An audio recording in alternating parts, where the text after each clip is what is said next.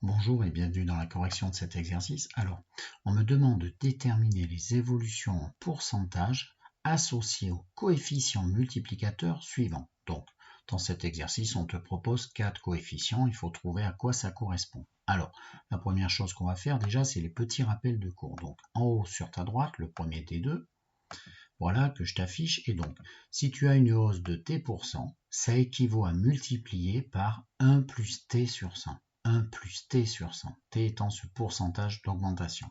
Alors par exemple, si tu as une augmentation de 12%, ça veut dire que tu dois multiplier par 1,12. Effectivement, 1 plus 12 sur 100, ça fait 1 plus 0,12, 1,12. De même, si tu as une augmentation de 29%, eh bien, il te faudra multiplier cette quantité qui subit cette hausse de 29% par 1,29. Pourquoi 1,29? Parce que 1 plus 29 sur 100, ça fait 1 plus 0,29, 1,29. Bien sûr, et c'est le cas dans cet exercice, on va te demander de lire à l'envers, c'est-à-dire si on multiplie par ce coefficient, à quoi ça correspond? Alors déjà, ton réflexe, est-ce qu'il est plus grand ou plus petit que 1? Il est plus grand que 1, ça va être une hausse. Et donc cette hausse, pour la trouver, il va falloir que tu essaies d'imaginer ce qui est au-dessus de 1. Parce que dans 1 plus t sur 100, tu as ton 1 qui est ici. Et donc ici, ça veut dire que cette partie-là, ce 0,032, c'est quoi divisé par 100? Eh bien en fait, tu l'as devant tes yeux ici entre le 3 et le 2, ta virgule quand on fait un décalage pour diviser par 100. Donc en fait, c'est une hausse de 3,2 sur 100. Pourquoi? Parce que si tu mets ici 3,2 sur 100, tu vas ajouter 0,032 à 1 pour obtenir ce coefficient. Voilà.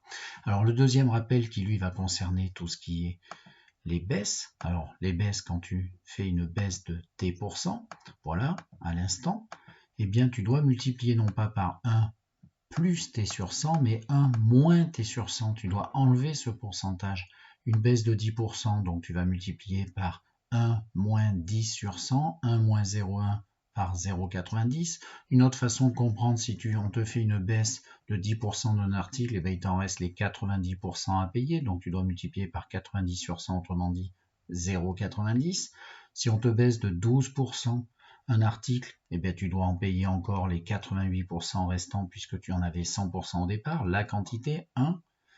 Si on te multiplie par 0,60, et c'est l'objet ici de cet exercice dans ce sens-là, si on voit une quantité qui est multipliée par 0,60, ben, tout simplement déjà, ce coefficient est plus petit que 1, donc forcément c'est une diminution. De combien? Ben, ici c'est 60%. Donc si tu as encore 60% à payer, c'est qu'on te fait une baisse de 40%. Ou alors tu imagines qu'ici, par rapport à 1, tu as perdu 0,40. Tu as perdu 0,40, 0,40 c'est 40 sur 100. D'accord? Perdu, une baisse. Allez, c'est parti, on fait donc ces exercices. Et donc, petit a, quelle est l'évolution qui est associée à un coefficient 1,2? Alors, première chose que tu fais, tu regardes déjà est-ce que c'est plus grand ou plus petit que 1. Plus grand que 1, c'est une hausse. Maintenant, il va falloir décomposer le 1,2 en 1 plus quelque chose. Et donc, c'est assez immédiat, puisque 1,2, c'est 1 plus 0,20, j'ai mis 0,20, c'est-à-dire 1 plus 20 sur 100. Et 1 plus 20 sur 100, ben, tu vois bien que ta hausse, elle est ici devant tes yeux. J'ai mis de la couleur pour que ce soit plus simple. Ici, ben, c'est de faire une hausse de 20%. Voilà. Question petit b.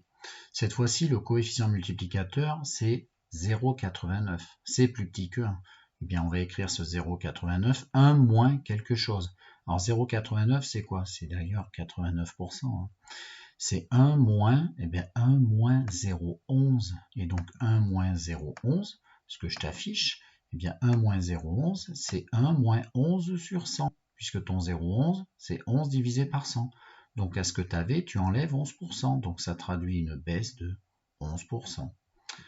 Troisième exemple, si on doit multiplier la quantité par 1,03, qu'est-ce que ça traduit? Eh bien 1,03 c'est plus grand que 1, donc ça va être une hausse. 1 plus combien? Tu identifies ta petite valeur décimale qu'il faut rajouter à 1 pour déduire justement ce fameux pourcentage d'augmentation. Eh bien 1 plus 0,03, et 0,03 c'est quoi? C'est le calcul 3 sur 100. Et donc si tu fais 1 plus 3 sur 100, ça revient à faire 1,03, eh bien ton pourcentage d'augmentation est sous tes yeux ici, c'est 3%. Voilà. Alors attention à ce cas particulier quand on a des coefficients comme 2, 3, 4, etc. certaines personnes de notre société font des fautes, et donc quand on multiplie par 2, l'idée fausse c'est de dire ah ben, ça fait une hausse de 200%. Faux. 2 c'est plus grand que 1. Allez, c'est parti. On dit c'est 1 plus combien? Donc 2 c'est 1 plus 1, tout simplement. Et 1 plus 1, eh bien c'est 1 plus 100 sur 100. Et donc attention, ta hausse elle est que de 100%. Quand on fait une multiplication par 2, qu'on double la quantité initiale, attention, tu ne l'as augmenté que de 100%. Voilà ce qui clôture cet exercice. Allez, au revoir.